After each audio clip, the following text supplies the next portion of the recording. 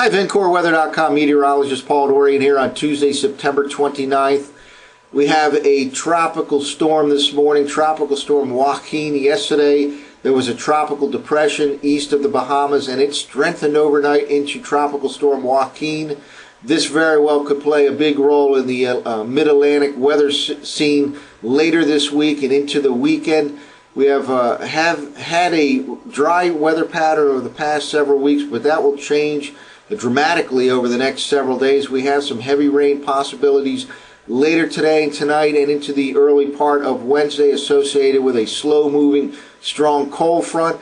That cold front pushes off the East Coast and then stalls out, and its boundary zone acts as a conduit for moisture later in the week. And some of the moisture that will ride up along that frontal boundary zone looks like it'll come from Tropical Storm Joaquin, which is situated right here this morning with 40-mile-per-hour sustained winds east of the Bahamas. There are certainly indications that it could pull to the north and then northwest towards the mid-Atlantic coastline at the end of the week and into the weekend. We'll discuss some of the factors why there certainly is an area of concern. First of all, sea surface temperatures. Second of all, a strong high pressure will be situated in southeastern Canada at the end of the week. And third of all, there can be a deep upper level trough moving into the southeast U.S. that can, in effect, help to push this thing back towards the mid-Atlantic coastline at the end of the week. So again, overnight, Tropical Storm Joaquin developed. It should remain a tropical storm over the next 24 hours or so. There is some shear in its vicinity right now, and it looks like that'll continue for the next day or two. After that, however, the shear will weaken. This could very well turn into a hurricane later in the week.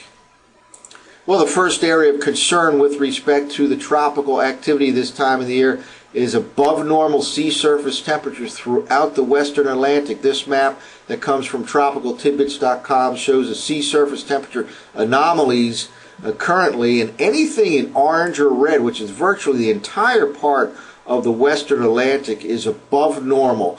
And of course, tropical systems feed off of the warm waters of the tropical Atlantic, and this certainly is a bullish sign for the potential strengthening of Tropical Storm Joaquin over the next few days. So we'll obviously monitor this whole situation closely over the next few days. But of course, the main point here is above normal sea surface temperatures up and down the eastern seaboard, just off the coast throughout the Bahamas region right now. And again, Joaquin is situated right in this region right now, and there are indications that it could pull to the north and then the northwest towards the mid-Atlantic coastline by the end of the week. Well, let's take a look at a couple of different forecast models for the latter part of the week and into the weekend with respect to this potential tropical situation shaping up here in the mid-Atlantic region. Of course, a lot of model discrepancies at this point in time. Certainly nothing is set in stone, but there is a scenario that pulls this tropical system back in towards the mid-Atlantic coastline at the end of the week. One of the main players, in addition to sea surface temperature anomalies, is an upper level low. This is the European model forecast map for Saturday evening, and it has a very vigorous looking upper level low situated in the southeastern U.S. at the end of the week and into the weekend here. And that plays a critical role because an upper level pattern like this far south and east, can act to, in effect, pull a surface system in towards the mid-Atlantic coastline. In fact, that's what some of the recent European model forecasts have done. They've emphasized a deep upper level low in the southeastern U.S. that, in effect, pull the tropical system in back towards the mid-Atlantic coastline at the end of the week. Another main player, very strong high pressure, will be situated in southeastern Canada at the end of the week. Winds flow clockwise around high pressure area, and there'll be a flow at lower levels of the atmosphere out of the east, and all of that could help to push tropical moisture in back towards the mid-Atlantic coastline. Let's now take a look at the European model forecast map for the surface for this same time frame of Saturday evening. And here it is, the European model forecast at the surface for Saturday evening. By the way, all of these forecast maps come from tropicaltidbits.com.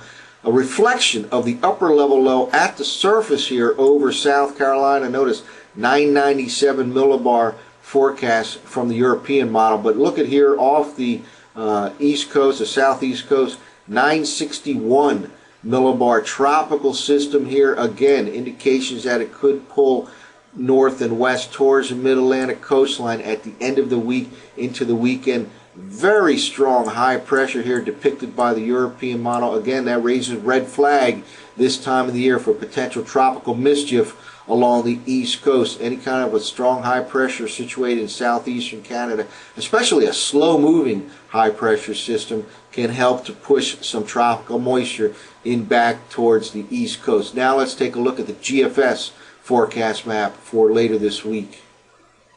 Well, here's the upper level forecast map using last night's 0Z GFS model run for the same time frame as we saw before, Saturday evening with the European model.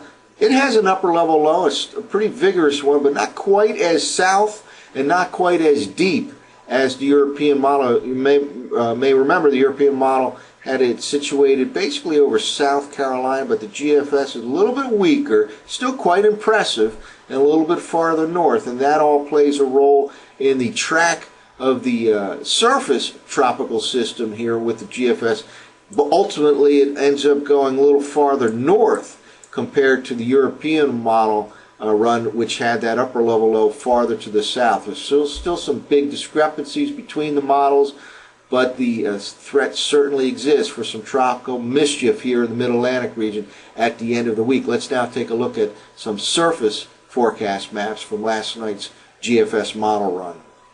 Well, here's a forecast map from the 0Z GFS model run for Thursday evening, and we'll just kind of step through this into the weekend. Has low pressure situated off the southeast coastline. Very strong high pressure here up across southeastern Canada. Let's now push ahead 6 hours and notice the movement of that low pressure right off the Carolina coastline by Friday afternoon. Let's continue to push forward. This is at 6 hour increments here. Strong winds right here in the Mid-Atlantic coastal regions. Heavy rainfall across portions of the coast. Again, all of this is a little bit farther to the north compared to the European model run, all because of the positioning of that upper level low. The European model has that upper level low a little farther to the south, and hence a lot of the action is a little farther to the south. GFS a little farther north. Let's now jump ahead another 6 hours to the middle of the night, Friday night into Saturday morning. Low pressure just off the Delmarva Peninsula with heavy rainfall over New Jersey. Let's now go into the weekend, and it tends to slow down here again. A blocking high to the north,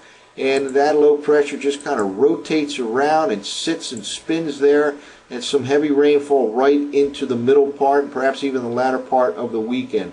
So the potential is certainly there for a significant rain event in the Friday, Saturday, Sunday time frame associated with Tropical Storm Joaquin. The NOAA weather forecast in terms of total precipitation over the next 7 days. Let's take a look at that in fact. And here it is, quite ominous forecast. This is a 7-day total precipitation forecast map put out last night by NOAA forecasters. More than 6 inches, 7 inches in parts of the northeastern U.S. Now, of course, this includes the heavy rainfall associated with the cold frontal passage from later today into the day on Wednesday, but a significant rain event is possible at the end of the week or into the weekend associated with Tropical Storm Joaquin. We'll monitor very closely here at VencoreWeather.com over the next several days. That's it for now. For VencoreWeather.com, I'm meteorologist Paul Dorian.